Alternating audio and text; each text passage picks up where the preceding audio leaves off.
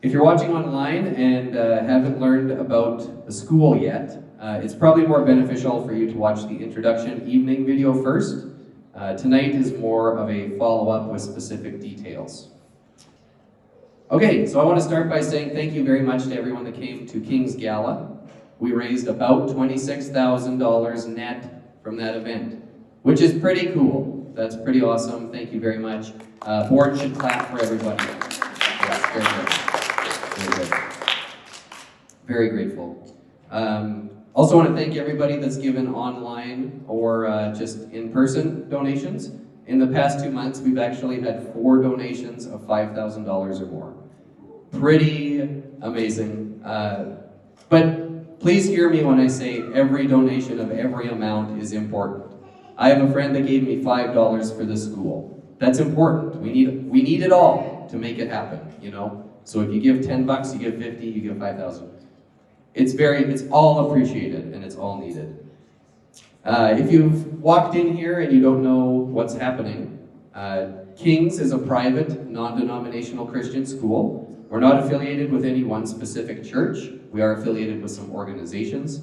We hope to serve the greater body of believers of Swift Current, right? We're not the Alpine school. We're the Christian school. This means that no one church is responsible for carrying the full load of this, which is good. But it means a lot of churches and individuals have to carry some load and some responsibility to make this happen. This is a pioneering effort, and everybody I see here, you guys have been already in that pioneering spirit for Christ, and I really appreciate it. That's what we're doing. Let's start with some updates, shall we? I mean, it's all updates, but we'll start the updates. We've hit all our deadlines so far. We're still on track to start this year in September. And there's not a lot of deadlines left. The deadlines are like the day before school, so we're looking pretty good. Grades. I've said before, we want to ultimately serve kindergarten through grade 12, but we have to build to that size over time. As it stands now, we're looking to open with 2 different classes. That would be, what do you call that? Split, shared, whatever. So a kindergarten to grade 2 class and a 3 to 6 class. So we're looking for K to 6 to start. We plan to expand the grades as we go. If you have high school age children, consider looking into Briarcrest Christian Academy online. They started that last year, and that would be a good stopgap option. Curriculum update. Trudy, if you want to come on up. So if you haven't heard us talk about choosing a classical Christian education over the Saskatchewan curriculum, you can watch our introduction evening video, which you'll find in the resources section of our website. Or you can research classical Christian education on our educational philosophy page. I'll hand it over to Trudy. All right, curriculum, the fun part. Our curriculum committee spent many hours getting together, praying, and researching the different kinds of curriculum that were out there. The curricula that we have chosen are taught from a classical perspective that focuses on forming the whole child and not just preparing them for standardized tests. The aim is to cultivate wisdom, virtue, and a biblical worldview through traditional liberal arts. All the material chosen value truth, goodness, and beauty. Our curriculum is rich in English language arts, given that it develops the foundation for the trivium, which are the different stages of a child's cognitive development. An approach centered on language arts trains the mind to think logically and to be able to articulate ideas clearly. Children will develop excellent communication skills, reading and comprehension skills, and writing and rhetoric skills, which empowers them to articulate complex thoughts clearly, increasing their confidence in personal and professional settings. Some of the materials we will be using are Phonics Museum, Shirley English, Well-Ordered Language, and Writing and Rhetoric. We will also be using a literature curriculum that will consist of reading classicals like Little House on the Prairie, Charlotte's Web, and The Lion, the Witch, and the Wardrobe. For our math, we have chosen BJU Math. It is taught by explaining math concepts through a biblical worldview, identifying Christian principles, highlighting Christian character traits, and pointing out that math is an important tool for making wise decisions. Math concepts are introduced using real-life problems we encounter at home, in school, and in the community. Students will not only learn the foundation of math, but they will understand the why it is important and the how they will use it in real life. History. We have chosen to use Mystery of History. The curriculum aims to give students an accurate world history from a biblical worldview. It was created with the intention of making history interesting for all ages. Science. We have chosen Apologia Science. This curriculum focuses on one topic or area of science per year. This allows the student to master the topic, which will help them to retain the information rather than just memorize facts that will be forgotten soon. The textbooks are written in a conversational style that is directed to the student. This curriculum is engaging and filled with many experiments and activities. For health, we have chosen Abeka Health. In the younger years, students will focus on health, safety, and manners. As the students reach grades 4, 5, and 6, they will learn more about developing, enjoying, and maintaining good health. As for our art program, our students will be introduced to all the 4 major disciplines of art, that being visual, musical, drama, and dance. In phys ed, we will focus on developing physical fitness, motor skills, and a health awareness through sports, exercise, and movement. We will, of course, also be having a Bible class. For this, we will be using the Biggest Story curriculum, which will lead our students into an exciting journey through the Bible, from the Garden of Eden to the return of Christ.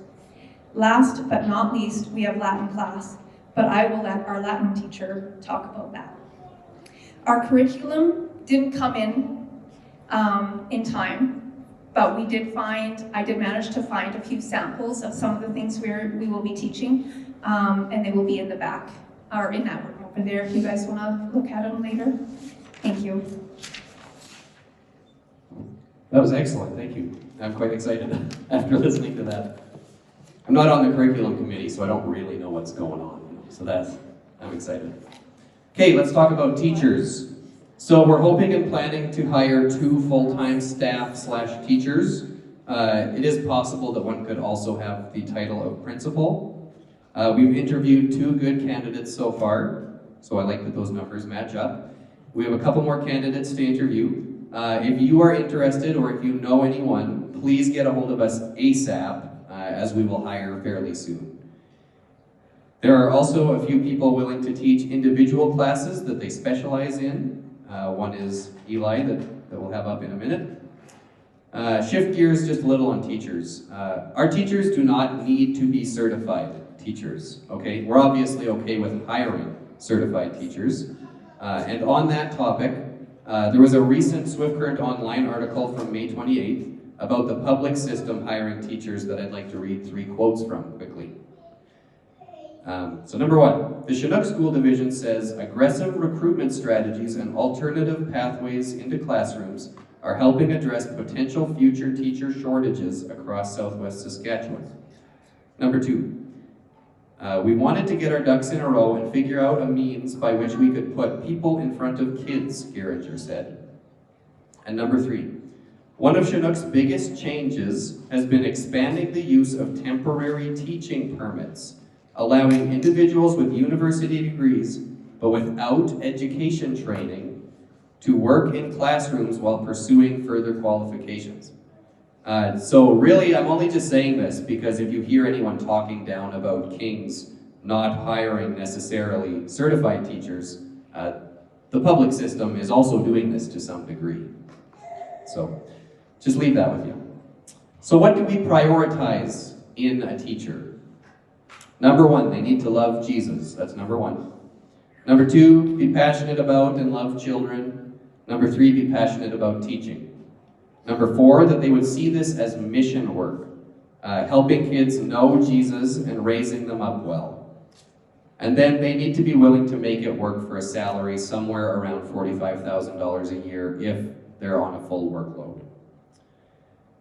If you know anyone who's interested in teaching, whether that's full-time, part-time, single class, or volunteering as an EA, please get them in contact with us basically immediately. All right, Eli, if you want to come on up. Pastor Eli, he's one of our teachers that's going to be specializing in a single class. Pastor Eli Vandelar from Faith EMC. He will be teaching our children Latin, which is an important part of classical Christian education and is used as a tool in helping kids learn how to think and how to learn for themselves. Salvete omnes, fratres mei et sorores Closer to your mei. mouth. Closer to your mouth. Real close. In Domino nostrum. Translation. Good evening, all of you. My brothers and sisters in Christ. I hope I'm not bringing too much energy to this room. I'm excited to be here. You guys all look tired. I just had coffee. I'd like to take a moment of your time this evening to present to you a case why Latin is worth learning. Because you, like many people, may think it isn't. My case rests on 2 points. First, because language is important. Second, because Latin is an important language. I believe language is important, not just because God created the world through language, but because language is the means by which God has given mankind to share ourselves with one another. It's through language that we share our experiences, our thoughts, our insights, our very selves. And it's through language that God reveals himself to us. The exercise of learning a foreign language is a living illustration, an obedience to the command of James in Scripture to be slow to speak and quick to hear. It's to take tremendous time, to take great pains and effort to hear what somebody else, somebody from a different background, a different culture, even a different time, different worldview, is saying, and to understand them on their terms. So why Latin? Language is important because it connects us to others. Latin is important because it connects us to our personal history as recipients and beneficiaries of Western society. If you were to go back in time, there was a time where writing anything in your own native tongue would be like publishing a movie today on VHS. Yes, you can find people who do it, but that is not the way to reach an audience. Say you live in Germany, you want to learn to read in German? Great. There's no books. The German in your town is different from the German in the town over. If you want to learn to read and write, that is identical to learning to read and write Latin. And so for hundreds, even over 1,000 years, the ideas that have shaped the world in which you and I now live in and inherit were written in Latin. And so learning Latin is a way to connect with and appreciate our past. Now, I have no false idea in my mind that our students are going to master Latin literature. I don't think any of them are going to master Latin literature, but I hope that all of them will learn to appreciate the rich heritage that we have and to give thanks for some of it and to be exposed to a little bit. In short, language is important because it connects us to one another. Latin is important because it connects us to the past. Valete.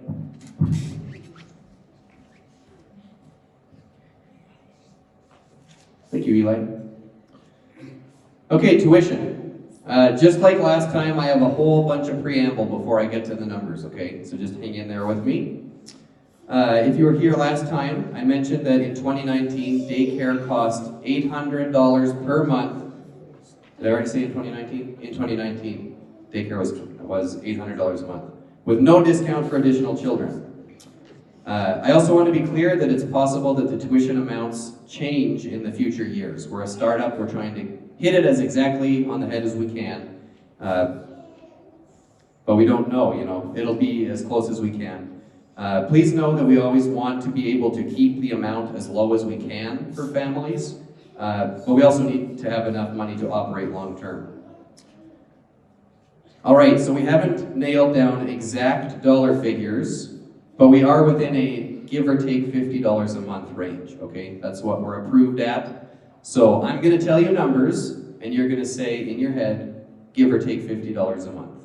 Good? Yeah, good. One more preamble. These amounts I'm giving are payments over a 12-month period. I know school is 10 months. If you want to pay 10 months out of 12, you could. It would change the number. If you want to pay all at one time, go for it. But I will speak in amounts that you're paying every month of the year. Are we ready? All right. So your first kid sending to King's Christian Academy would be $770 a month. That is less than 2019 daycare. That is pretty crazy. Your second kid would be discounted at $635 per month. And your third kid would be discounted to $515 per month per kid. So if you send 3 kids to King's, you will pay less than $2,000 a month at $1,920. And if you were to send those same 3 kids to daycare in 2019, you'd be paying $2,400. So $500 less. Pretty sweet. For now, we assume the additional kids after your third would remain at that $515. We haven't approved something at board level. That's just the assumption at this point. If you wanted to send more than 3 kids, but you weren't able to afford it, obviously we appreciate that you're paying for 3 kids, so talk to us, don't just be like, oh, I guess we can't afford our 4th kid, let's see if we can figure something out, and we'll be flexible. And then if you're sending just 1 or 2 kids and you say, you know what, I don't think we can afford this, still talk to us. It's not like we have a bunch of money to help with, but we have thought of quite a few creative solutions that we're hoping we could try to implement. That's that pioneering spirit, right? Let's see how we can do it and how we can make it work. But I don't want to bury the lead here. These tuition costs are quite a bit lower than I expected. Even a couple months ago, and going into this, I was saying, I don't think a kid can be less than $1,000 a month. I don't think it's possible. So I hope this resonates as positive news for everybody. As a parent that will be sending my kids to King's, I thought I'd be paying a lot more, and I would be willing to do that. So this is pretty good news for me. As for kindergarten, we'll be paying probably around $385 per month. So that's just half of what the first kid is. I don't have these numbers on the website yet. The plan for kindergarten would be Monday, Wednesday, Friday, full days, and then taking the second Friday off. Monday, Wednesday, Friday, Monday, Wednesday, repeat. Shifting gears. The official application form and process is now live on our website. Please get your applications in as soon as you can. You can find it on our website under tuition and application. There are a few things you need to read and a few files you need to get together prior to doing the application form. But once you're in there, it's not going to take you more than an hour. Unless you're like really into writing a book or something. We would like to have families interviewed and approved by July 31st, which is basically tomorrow. So we may not be able to hit that deadline, but we want to do our best. That's our goal. Let's see what we can do. We'll obviously take families past the July 31st deadline, but we do need indicators to help us. Are we hiring one teacher or 2? So if everyone can get their applications in ASAP, then we can be like, yeah, we do need 2 teachers, and we're doing that. If you pre-applied in the past, like a few months ago, and have decided not to attend King's, please let us know that as soon as possible as well. Because again, the number of students is pretty crucial for decision making right now. Okay, next topic, where we're at financially. This is a more exciting one than last event. We currently have about $72,000 right now. That is pretty sweet. Thank you folks, and thank God. Yeah, let's clap for that. That's amazing. Our current strain, and please pray about this, I've already mentioned it, we'd like to have 2 full-time teachers, which means there is probably still quite a bit of fundraising left to do. Yes, tuition will help that, but if we start with 10 to 20 kids with 2 teachers, then the tuition won't. help enough, you know? As far as fundraising goes, we've just turned our fundraising focus to growing our monthly donor base, so we have a steady, predictable income to help us make informed decisions. This is done by having folks set up their donations as monthly, recurring, automatic withdrawals, either from their bank or from their credit card. We have a fledgling group of monthly donors already that is currently contributing a total of $400 a month. That's pretty awesome as a start. Ideally, we'd like to see that number grow potentially to over $4,000 a month, because the higher we can get sustainable monthly donations, the more stress it takes off of seeking large one-time donations that you just can't really rely on in a sustainable way. I hope this is related enough to say this right here, but please also tell your pastors and church board members to seriously consider donating to Kings on an annual basis. Take them a formal request, write them a letter, tell them you mean business. We've got a few churches on board already, but we need some more, and we just need you to help us do the groundwork. We've met with nearly all the pastors in town and south of town already, but they really need to hear it from their congregants. Like, that is overwhelmingly obvious the more you talk to all the pastors. Like, they need to know that their congregation cares. So if you can tell them, we can really do something, probably something really special. Talking about monthly donations, here's my pitch for you guys, okay? Some of you are already donating, don't worry about it. Did you know that we tip between $30 and $120 a month? Isn't that bananas? And we don't even notice how much that is? And usually it's for subpar service, am I right? Are you a little disappointed in the biscuits?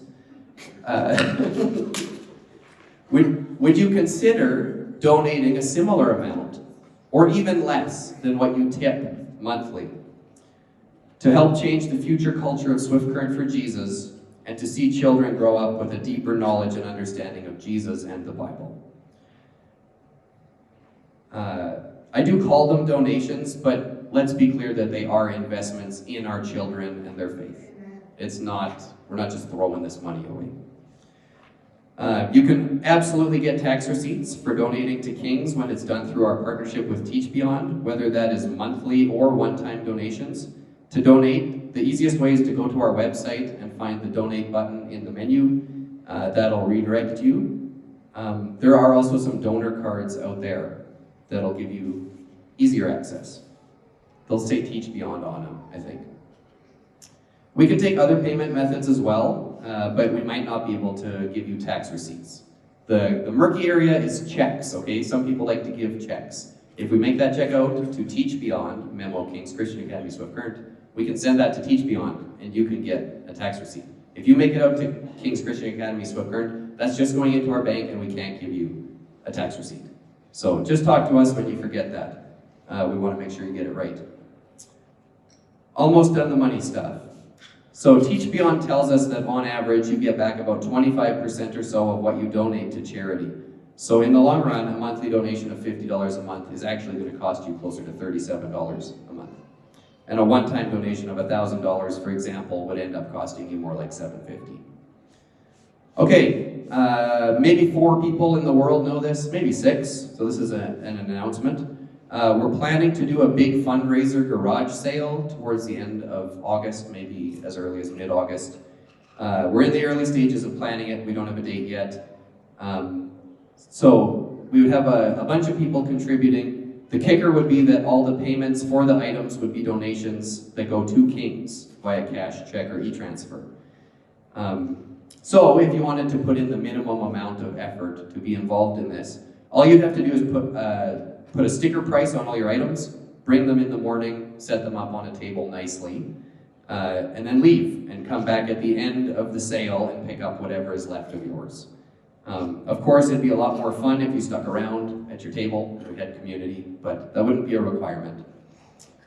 Things we'll need volunteers for: working the King's payment table, bringing some treats and drinks to sell, set up and take down, and we need lots of folks to sign up to bring some garage sale worthy items. I don't know if that's a high bar or not.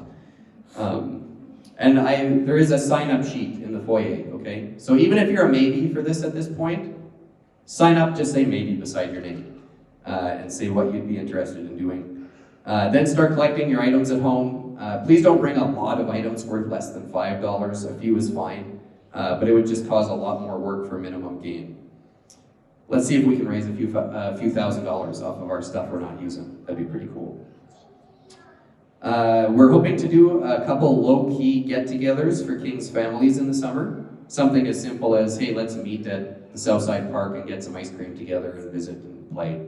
Those invites will likely come via email.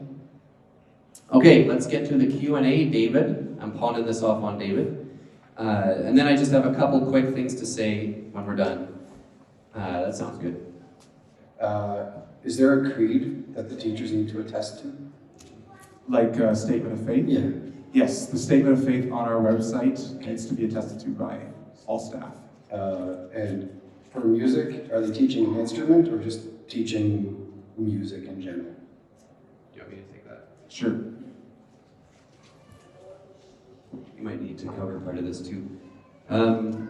It's not all totally figured out yet. We met with some people that might be teaching it. They were saying at a young age it's best to probably start with theory and understanding. I think there would be choir involved, and then, I mean, we're only going up to grade 6, so like maybe we can get some simple instruments towards the top of that. That's my assumption. What about you and classical understanding? I mean, yeah, it's kind of up to us what we want to do with that. I think we'll the younger age will start with singing and learning to read music and understand the basics of music. But yeah, choir is kind of the place to start, and then in older grades looking towards some instruments. And No, you won't get a recorder. how I frequent? shouldn't have promised that. I don't know. How frequent is the language class? Latin. Half an hour each time. 3 times every week. Yeah. Okay. Yeah. How long is a school day? How long is a school day? Trudy, do you remember? 8:30 to 3:30. 8:30 to 3:30. So it's half an hour longer than the public system. Half an hour longer than the public system. Yeah. Because we include Bible and Latin. Because we include Bible and Latin. And music. Yeah. Yeah. Will you guys be doing sports with other schools or even like the music band and stuff like that? I could take this one. Oh, okay. Surprise. Yeah. You don't expect the Latin guy to talk about sports. We're in conversation right now with a sports group, which I won't name until I have something on paper, but they are interested in running some intramurals, and this is even news to Brandon here who knows everything. But we could have some pretty good sports. It's looking good. I don't know why I'm the one to answer questions.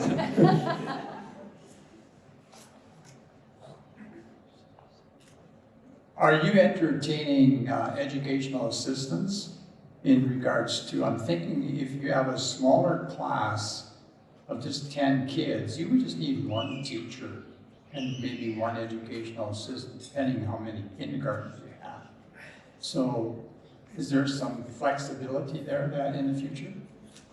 Yes, we've talked about educational assistance. It is definitely an option. It depends on our funding, depends on where we need them. I think the idea too is to look to parents of kids or grandparents who are willing to come in and volunteer to help out in the classroom. That's one way that we might end up with some EAs in the classroom, yeah. Because if you're thinking of paying 2 teachers, educational assistants are usually paid a lot less. Way more than you're in, really.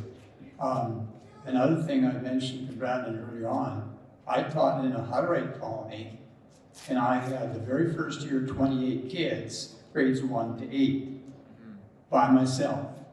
Okay, so one teacher can handle quite a few grades. Sounds like you want to be on the curriculum committee. Well, you know what? I told Brandon I'd be willing to be on an advisory type of a role Yeah. because of that kind of experience. But what I'm saying is if you need to keep the costs down, Yeah. there are different ways of doing it. So that's just an idea. So did you find it quite doable, like grades 1 to 8 altogether? The very first year, it was a challenge. But in my teaching career, I feel God had groomed me for that.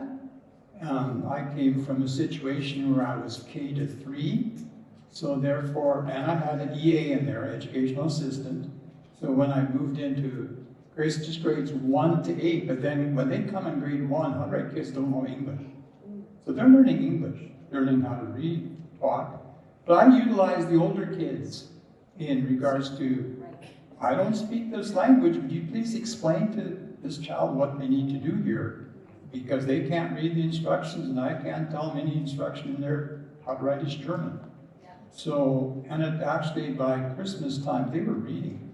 So it is very doable, but it needs a little bit of practice. But again, like you were saying before, even what Chinook is doing, you don't learn how to teach in university.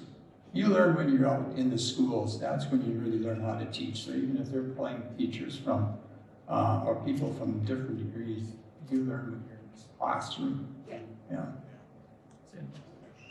Thanks, Terry. Thanks for the question. Just to circle back, I will say in regards to sports, it's certainly something that we like to do at some point to have teams that can compete in local leagues, but it's gonna take some time. It's going to depend on the students too. You can't have a team of one kindergarten and one grade 3. Yeah, They're not competing with another school. Right? yeah. Unless it's against the kindergarten team. Oh, where did this one take them out? You're saying the school year will be September, and then 10 months later, I can't do that right now, but that's kind of what we're looking at right now? Yeah, September till June. Essentially following, was it Fairview School that yeah. If you look up Fairview School's calendar for next year, we're gonna follow that just to probably 98%. Does that include like different breaks, whatnot? Breaks and holidays and things. And part of the reason that we did it that way is because of families who might have kids older than grade 6, so that they're not having one kid on a break while the other one kid on break while the other one isn't on break, and then switching them so that if there is crossover, then they're having breaks at the same time. Yeah. Let's talk about that now. There's not going to be anything very exact. We know that there's going to be some people that probably want busing or shared rides. We don't really have somebody heading that up right now. So if any of you, if you're online or here, if any of you that's something you need and you're passionate about helping us with that, we'd love somebody to kind of take that and run with it. Less important, but the Chinook School Division they do an auction every year of stuff they don't need, and they're supposed to be releasing that in the next few weeks. I don't know. It'd be better to have like a Hutterite van or something than a big bus, at this point. But be paying attention, I guess, if you see something. But yeah, we're mindful of it and we're hopeful. And even if it didn't get started right away, I think we'd want to get it figured out pretty soon. You figure out where the families are from and if they need help and to talk and see what we can do. When we end this, check out the renovations in the foyer on your way out, which include the stairwell and the door at the top of the stairs. It's really not that much to look at. What we had to do was just add drywall to everything, including the ceiling for better fire resistance, and then put that door up at the top. But we as a group, we pulled together to raise like $18,000 to do those renos so that we could have a school here. So good on ya. It's kind of dull to look at, but go appreciate it. Thanks again to Buddy Construction for doing that. And then it's a pretty small group here. we can do some little tours if you haven't already had a tour of all the classrooms and the gym and the big area there. I think that's a good idea. The classrooms, oh, I should explain it. Okay, so on the other side of the foyer, there's a gym, and then there's a big room beside it, and then there's 2 classrooms in there, and then there's like a library prayer room. So these would be the main areas. The classrooms are not currently set up like a classroom. You know, we haven't done anything for that yet. So you're just kind of looking at the space. Brandon, speak to like the outside area and recess and things like that, and where kids are gonna go. Do you think I have an answer for that? Well, I mean, if Uh, we're touring the facility. Yes, then that's it's fair. something we have to think I did about. tour one family out there already. So on this side of the building, there's quite a bit of green space, and then it's attached to like some city green space. We haven't talked about this at a board level yet, but I'm hoping we can have some fencing and some kind of, you know, some swings and some kind of basic playground. And then we've got some flat parking lot over there that you could probably play street hockey on or something, you know, make use of it with some hopscotch and foursquare, I don't know. But yeah, the alarms didn't go off when I opened the doors in the gym, so you could probably do that, just make sure you close them good. Does that address it good enough? Yeah. Okay, sweet. Okay, and then just to recap, most important thing tonight, what is it?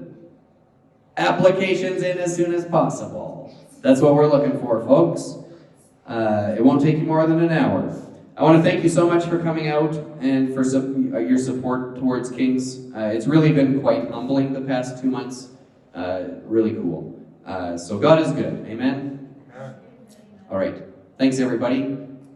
Let's go do some tours and you can ask us some more questions. Thanks a lot.